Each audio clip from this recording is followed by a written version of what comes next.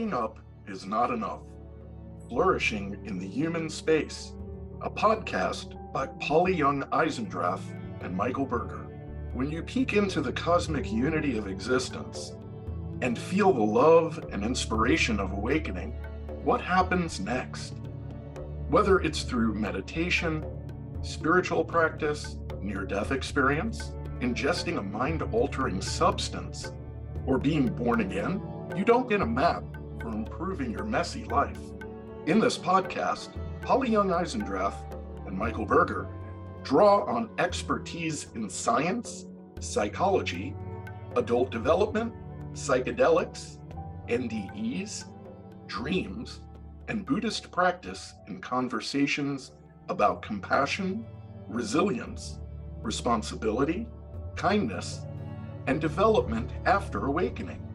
You will learn how to chart a new path for flourishing in the human space, in which waking up is important, but not enough, and growing up is never finished. Co-hosts Young-Eisendrath and Michael Berger bring different kinds of expertise. Polly is an author, psychologist, Jungian analyst, longtime Zen practitioner, couple therapist, and founder of Dialogue Therapy and Real Dialogue. Michael Berger is an entrepreneur, an expert in psychedelics, a spiritual practitioner of Jewishness, a skeptic, a Real Dialogue specialist, and a filmmaker who is known for his documentary, Improbable Collapse: The Demolition of Our Republic. Polly and Mike will engage with each other and invite a wide array of guests who are accomplished scientists and seekers whose work lies beyond the hegemony of materialism. An overview of stages of adult development. In this episode, Mike and Polly give an overview of the differences in adult development that includes cognitive, moral, emotional, and interpersonal differences.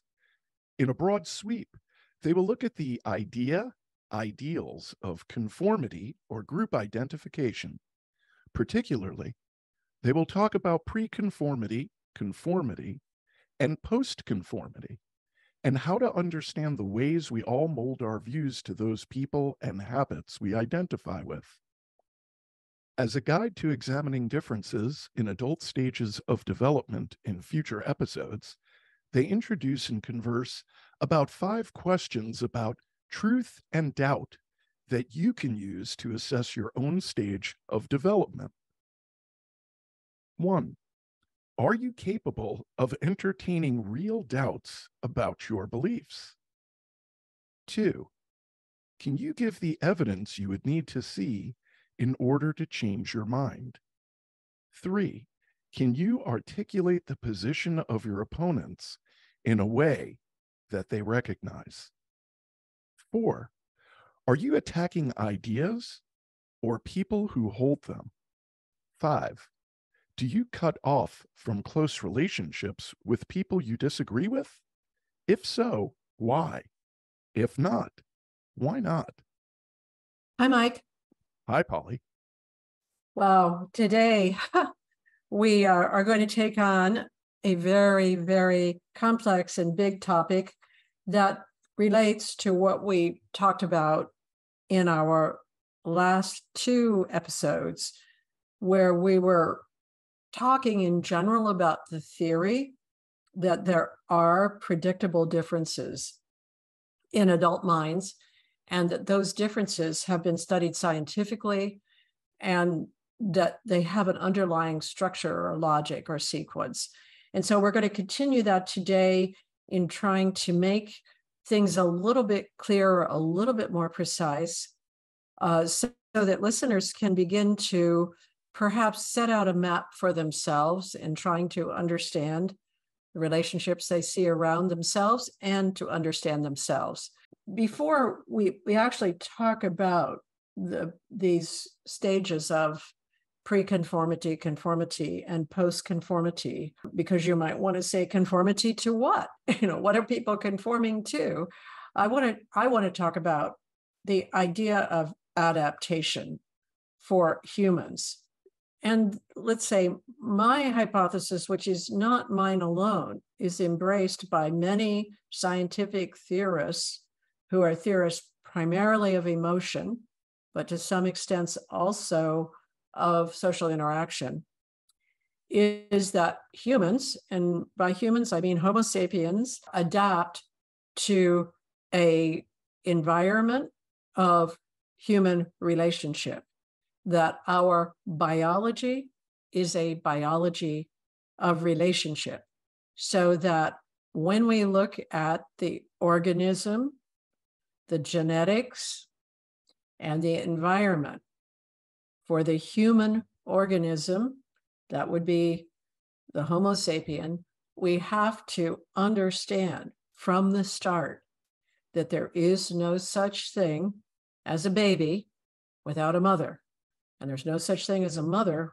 without a community. So the human infant is born into a relationship, and that relationship is structured and designed and interactive from the beginning, from inside of the womb. And from the point of view of the infant, the structure and interaction are emotional, motivating systems that elicit certain kinds of responses and behaviors. From the point of view of the adults surrounding the infant, that structure is linguistic, cultural, interpersonal. So the surrounding adults who support the infant attribute to the infant a lot of things before the infant is able to talk or even recognize itself as a separate being. So I just want to start by saying that humans adapt to a biology of relationship, which includes all of the biology of hormones, neurotransmitters, physiology, everything that involves embodiment. But more than embodiment, it is everything that involves communication. So that human infant is born into an environment that involves communication, and ultimately we could say love, because love is the reality that's behind the specifics of whatever it is, language, culture, persona. So I wonder if you want to say anything about adaptation. I know there's a movie also called Adaptation that came out quite a while ago. Before we move on to talk about the particulars of what a stage is. To comment on one other aspect of that environment that we're born into, which would also include a specific geography and time. So where and when we're born connects to the symbol system, the culture, the language, the morals, basically everything within which we develop comes from that adaptation to that particular group or tribe and place. The other thing, I don't know why this just jumped into my mind, about the myth of a child being raised by wolves, by something wild. Perhaps maybe that myth illustrates the tensions between socialization and being wild, between nature and nurture, one aspect or one way to interpret that myth, and that there are also cultural and psychological implications about this yearning for us to be connected to something wild, which we lose in socialization in the process we're going to discuss. Well, apparently we lose it. I wouldn't say we lose it. I'd say we encompass it and it becomes something else. We transform it. I have a vague recollection of an actual study of a boy who was raised by wolves. And as I recall, what was remarkable was that there was development. I mean, there was actually the possibility of developing with the wolves. In other words, I can't remember the conditions or anything, but of course it wasn't what we would call normal development. It didn't lead to the kinds of development that allow people to walk around and have a life. But the boy survived and had some characteristics that were, as I recall, capable of being translated into somewhat human-like interactions. Because, the human infant has so much dependency, it evokes and elicits responses from others and then expresses back to others, and that becomes an interactive cycle of life. And if you're going to do that with wolves, what you're expressing back and what you're eliciting is really very different than if you're with a human group. It makes sense that this boy developed in a way that was quite different from being human, but the surprising thing is that he survived and he did develop. Which maybe speaks to the power of that pack bond. In other words, I think it speaks to what I've understood you to be saying about there is no individual in isolation. Right. Well, it maybe speaks to somewhat what it means to be a mammal, that mammals share emotions with us. The primary emotions are shared with mammals. And so the human infant expresses and evokes primary emotions, like sadness and fear and disgust and joy and curiosity. And so do the mammals. So the human infant is a mammal, and other mammals also have those emotions. And so then they can interact with and nurse, for example, a human infant. In any case, I have only a vague memory of this, but I'm sure it's available all over the place online and Wikipedia or whatever. Adaptation in a relational situation means that the human is engaging and is no longer in some way separated or isolated. In the womb, the human infant is not separated or isolated, but it's getting very few, let's say, stimuli. It hears the voice of the mother, obviously is getting nourishment, can feel the mother's moods and movements. And if there are other infants in the womb, obviously interacts with those other infants as well. So there are interactions prior to birth. But once born, then you're in this complex involvement with other humans, and it's driven by emotion initially, as we've talked about. So how do we get from, let's say, this, early engagement of the infant with sort of a sensory motor environment and the human emotional environment to the organization of a sense of identity and a separate sense of self? And we've talked about that some.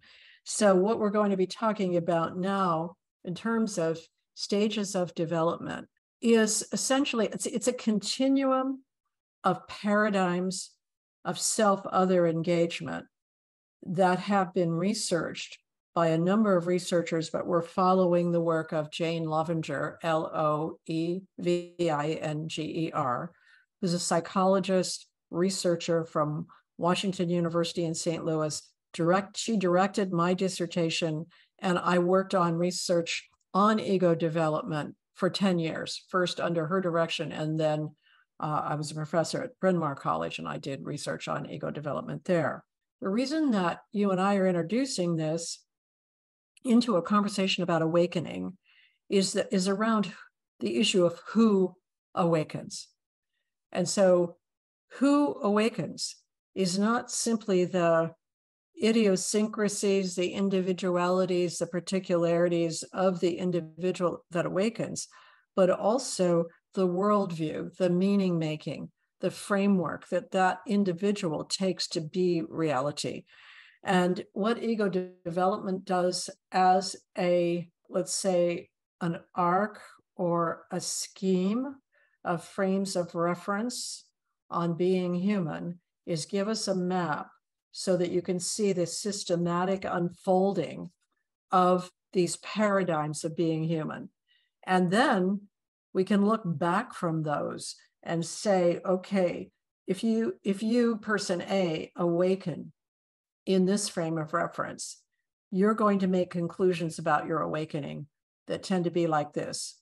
And if you really want to grow and develop from that awakening, you need to look at the next stage just beyond you and begin to reach for a reorganization, even though you can't really do that just consciously. You have to do it really through insights, intuitions, your dreams, your further engagement with awakening to move along that continuum of growing up as a human being.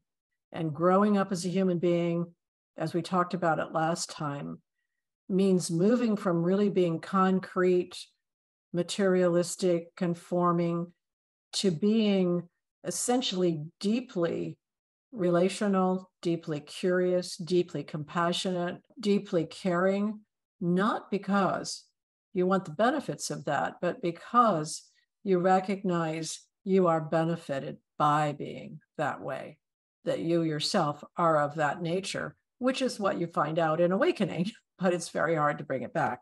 So, is there anything you want to say about that before I get into the nitty-gritty here of ego development? Yeah, I would like to add that to me, this is an important aspect of how to integrate the waking up experience. Without this map of stages of development, it's almost as if it's like being one of the blind men trying to describe or understand an elephant. But once you see that there are some predictable patterns in our growth and in the evolution of our consciousness, that I believe this map helps me make sense of my awakening experiences and helps me to navigate this journey with more awareness and clarity. Yes, and I'm glad you brought that up, because again, what we'll be talking about here directly interfaces with the idea of your snow globe, which is your own dwelling place, the way that you experience the in and the out of your experience, what you see and hear in your mind's eye, as well as in the world around you, the way you feel in your emotions and your physical being, the way you inhabit your own adaptation, that is the environment plus the organism. So the environment, the organism, and the genes are what really make up the reality of being human. And the way you inhabit that will be your dwelling place, and that will be the way you regard yourself, as well as what you regard as not self, but connected to you. So in a sense, these stages of development are maps of the snow globes, the typical human snow globes. Also, they are looking at what can be scientifically determined about variance in human behavior, morality, and interpersonal traits. So I want to read just a little bit from the preface, what Jane Lovinger says about this map that she's putting out there. And of course, in her book, which is the 1976 book, is called Ego Development, she also covers moral development, cognitive development, interpersonal development. She's trying to come up with a map that is comprehensive, and she has researched a very critical part of that map, but then she also relies somewhat on other people's research. And of course, she knew Lawrence Kohlberg, and she knew Erik Erikson. And didn't she work with Erik Erikson? She spent a sabbatical year at Harvard when he was at Harvard. And so, yes, I mean, I would say they were colleagues, yes, by then. So she wasn't sort of working in his lab. She was kind of there as a colleague with him on his research. She knew Kohlberg very well. They debated a lot of things, she and Larry Kohlberg. And then George Vaillant, who did the research at Harvard on adaptations to life, is the book, the Harvard study of the best and the brightest coming out of Harvard in the same class with Robert Kennedy. He was in the study, actually. That study was followed for their entire lifetime. The lifetime of the participants, there were like 210 participants. Some of them are still alive. And it became a study of defense mechanisms. So another way, actually, this is reminding me, to look at adaptation, you can look at your adaptation, your original adaptation to life in your original family, in terms of these automatic ways that you protect yourself and you survive. Those are sometimes called defense mechanisms.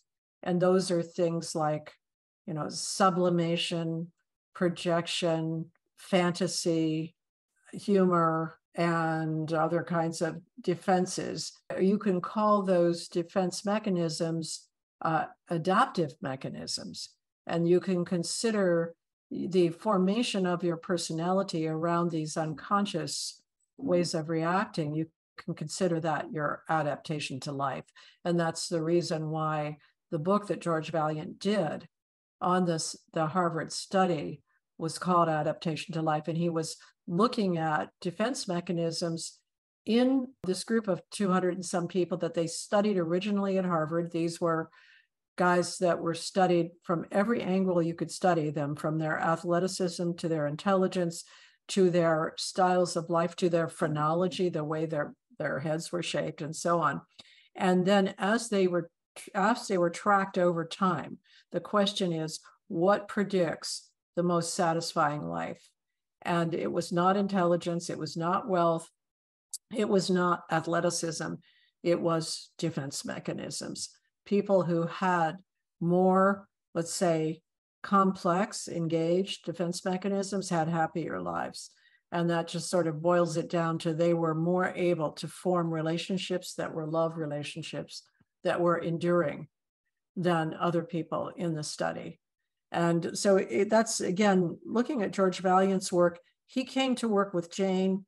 I actually scored the sentence completion test for that study. I was among the people that worked on the scoring of those protocols. So taking a step back, Jane Loevinger originated this theory from many different systems, and she spent 25 years bootstrapping her way up to this map by collecting huge amounts of data and then using those data to put together a scoring manual so that she could score sentence completion tests using, which is really a subjective kind of response, using essentially an objective scheme for scoring them, unless the responses were at the most complex level. So I'll give you a couple of examples of the sentence stems that people were responding to. Raising a family. Most men think that women, when they avoided me, if my mother, being with other people, I feel sorry. When I am nervous, men are lucky because at times she worried about, and I am. So there are 36 of these stems, and the way they're completed extemporaneously by a person just writing the answers are what are scored to make this system, this map of people responding subjectively, first person extemporaneously, to issues having to do with self and other. And it turns out the responses can be sorted into 9 or 10 stages. And some of those stages would indicate pre-conformity, some conformity, and some post-conformity, and that's what we're going to look at today. But here's what Jane said in the preface about the overview of what she's doing in the research on ego development. She says, facing the complexity and diversity of human behavior, the mind seeks forms and order. This system, by sketching a set of forms through which human behavior and thought develops, tries to answer this seeking. What is covered is not all of human behavior, for there are other aspects like temperament that seem relatively constant throughout the long lifespan, or like intelligence that develops quite independently of the features traced here. Our compass is large, however. Many facets of thought, perception, motivation, valuation, and behavior are included. The central claim of this system is that many diverse aspects of thought, interpersonal relations, impulse control, and character grow at once in some more or less coherent way. As bold as this argument is, you might expect to find an array of psychological investigations marshaled in its support, but there is little of that. Nor do I claim support from the breadth of my own experience. I am no clinician, and my research has been almost entirely a paper and pencil exchange with my subjects. The empirical support for the conception of ego development presented is that it represents a common thread in the work of many authors, psychiatrists, psychoanalysts, sociologists, philosophers, psychologists, and others. These authors have studied men and women, boys and girls, normal people, delinquent, neurotics, psychotics, and others. Their experience is not limited to one country or even to one century. Many of them have taken a single strand as their focus of interest, but they are invariably led to other factors. Nothing any of us can do by the way of laboratory or psychometric research can compare with what emerges from the communality of all of these observations. To conclude from that broad observational base that I am putting together here, an eclectic view of human nature and its development is, however, a misconception. A central theme here is structure as applied to personality and as applied to science as an endeavor. While you may feel that we're putting together a bewildering variety of themes, there is a coherence, not all of it evident on first reading. Coherence is the hallmark of ego, and it is also the hallmark of science. So that's an introduction. She quotes a poem at the beginning. I'm going to quote one part of it again to give us a pretty deep sense of what we're trying to look at. This poem is not a poem that I'm otherwise familiar with. It is a poem by the poet Ernest Kroll, Kroll, and I'm going to read just the beginning and then the end. The beginning of the poem: the stream we did not know we lived upon the banks of proceeded nevertheless unto the sea. And at the end, so much within the scope of mind lay simply undivined, that even more without would less than ever be found out. So basically, we are on a channel or a path or an arc that we live by that proceeds from one end to the other. But we do not know that, and yet we are touched by its effects all the time. And this is the scope of the human mind, and much of it is undivined. And even more, without, less than ever, would be found out. So basically, she's saying that there is something that we can tell that is running, that is coherent in our development. And it's very difficult to find it out. And ego development, in the way that it's researched by researching subjectivity and then looking at that objectively, is one of the rare sciences for understanding this coherence that we live by, that we often are unaware of. So I'll stop there for a moment, get your responses or questions, and now we're going to go into the actual pre-conformity stages of ego development. And again, we'll be touching on moral development also in this. Thank you for listening to Waking Up Is Not Enough. To explore further, go to www.realdialogue.com, where you can download our free app and become a part of our online community.